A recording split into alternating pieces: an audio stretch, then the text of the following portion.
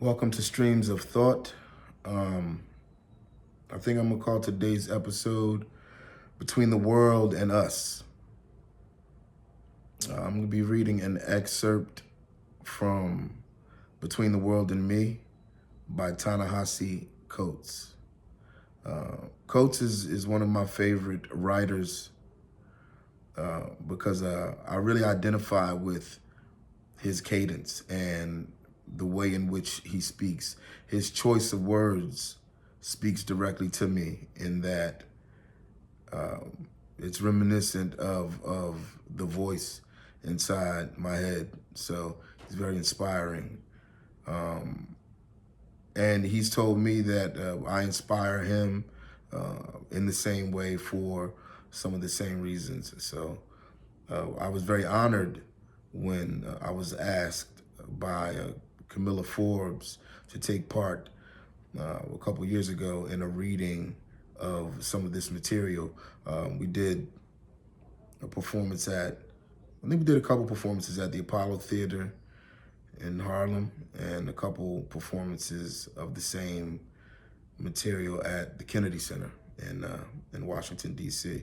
So I'm gonna be reading part one, which is entitled The Body. Son, I write to you in wisdom from Between the World and Me. Son, I write to you in your 15th year. I am writing you because this was the year you saw Eric Garner choked to death for selling cigarettes. Because you know now that Renisha McBride was shot for seeking help. That John Crawford was shot for browsing a department store. You have seen men in uniform drive by and murder Tamir Rice, a child whom they were oath-bound to protect. You have seen men in the same uniforms pummel Marlene Pinnock, someone's grandmother, on the side of a road. You know now the police have the authority to destroy your body.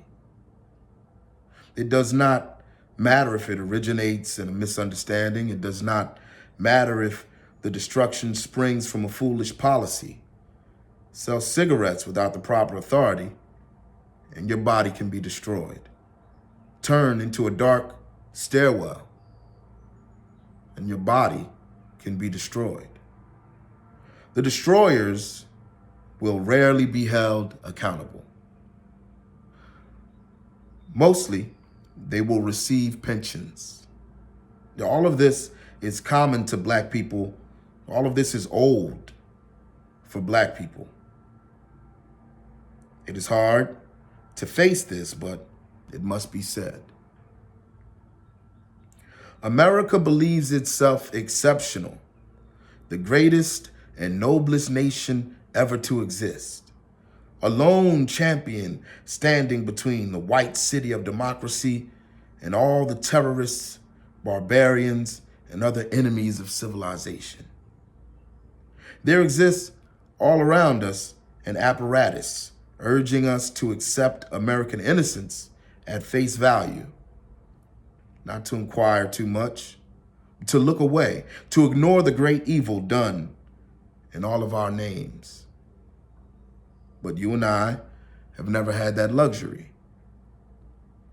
Last Sunday, the host of a popular news show asked me what it means to lose my body.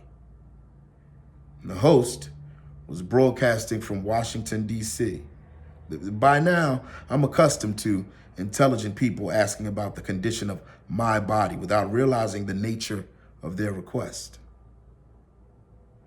When the journalist asked me about my body, it was like she was asking me to awaken her from the most gorgeous dream. I've seen that dream all of my life.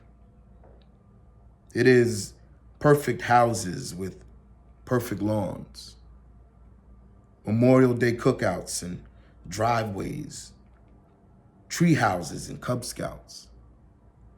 The dream smells like peppermint, but tastes like strawberry shortcake. For so long, I have wanted to escape into the dream, to fold my country over my head like a blanket, but this has never been an option because the dream rests on our backs.